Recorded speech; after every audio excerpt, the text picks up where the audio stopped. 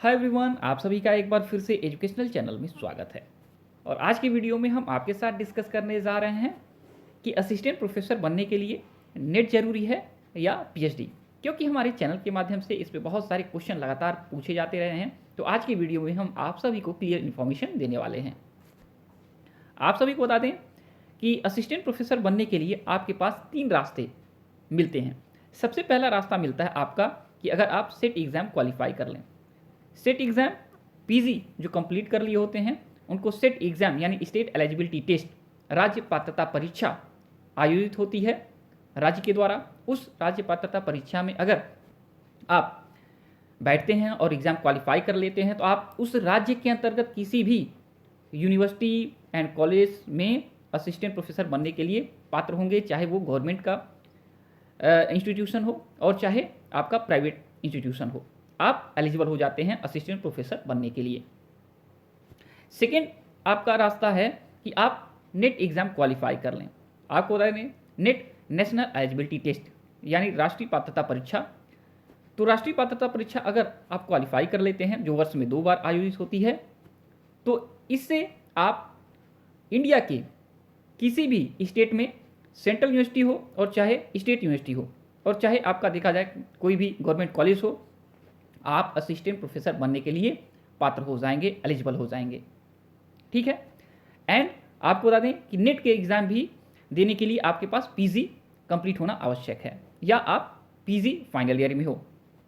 Third आपके पास रास्ता मिलता है कि आप पीएचडी किए हुए हों।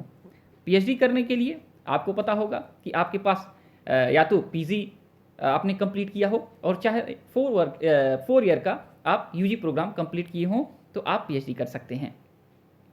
तो अगर आप पीएचडी कर लेते हैं, जो कि 3 to 6 ईयर का देखा जाए ड्यूरेशन का टाइम लेता है, जिसमें आप किसी विषय पर किसी टॉपिक पे आपको रिसर्च वर्क करना होता है, तो आपका पीएचडी कंप्लीट होने के बाद आप किसी भी देखा जाए यूनिवर्सिटी एंड कॉलेज में आप असिस्टेंट प्रोफेसर बनने के लिए एलिजिबल हो जाते हैं, पात्र हो जाते हैं।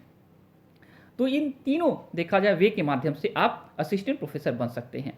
अब बात किया जाए कि यहाँ पे हमने असिस्टेंट प्रोफेसर की बात किया, लेकिन प्रोफेसर की बात हमने नहीं किया। असिस्टेंट प्रोफेसर एंड प्रोफेसर में अंतर होता है। देखिए, असिस्टेंट प्रोफेसर देखा जाए तो वो बन जाते हैं जो लोग सेट नेट एग्ज़ाम क्वालिफाई करके देखा जाए स्टार्टिंग में प्रोफेसर बनने के लिए जाते हैं, लेकिन जब कुछ समय हो जाता है, कुछ टाइम हो जाता है, अनुभव हो जाता है, तो उनको फिर प्रमोशन मिलता है और असिस्टेंट प्रोफेसर से प्रमोशन की तरफ जाते हैं। और इस प्रमोशन में देखा जाए उन्हीं को फ़ायदा मिलता है जिनके पास नेट के साथ या सेट के साथ पीएचडी होता है।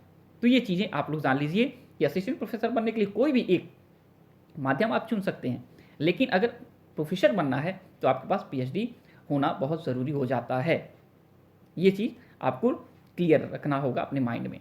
ओके, तो आज की वीडियो में इतना ही। इससे जुड़ा हुआ कोई भी क्वेश्चन पूछना है पूछ सकते हैं। और आपको बता दें, अगर नेट जेआरएफ क्वालिफाई करने के बाद आप पीएचडी करते हैं तो आपको 40 to 50,000 आपको फेलोशिप मिलता है 5 ईयर के लिए। ठीक है, ये भी एक बहुत ही इंपॉर्टेंट पॉइंट बनता है। जो लोग नेट जेआरएफ के एग्जाम में बैठते हैं, अगर जेआरएफ उनका कंप्लीट हो जाता है तब जाके वो पीएचडी करते हैं तो उनको फेलोशिप भी मिलता है। और अगर पीएचडी करते समय नेट जेआरएफ आप क्वालिफाई कर लेते हैं तो भी आपको फेलोशिप मिल जाता है। ये भी प्रक्रिया हो जाती है। ओके, तो आज की वीडियो में इतना ही। से जुड़ा कोई भी क्वेश्चन पूछना है पूछ सकते हैं। और जब तक नेक्स्ट वीडियो नेक्स्ट अपडेट नहीं लाते हैं, thanks for watching educational channel. और आप सभी का दिन बहुत बहुत शुभ हो।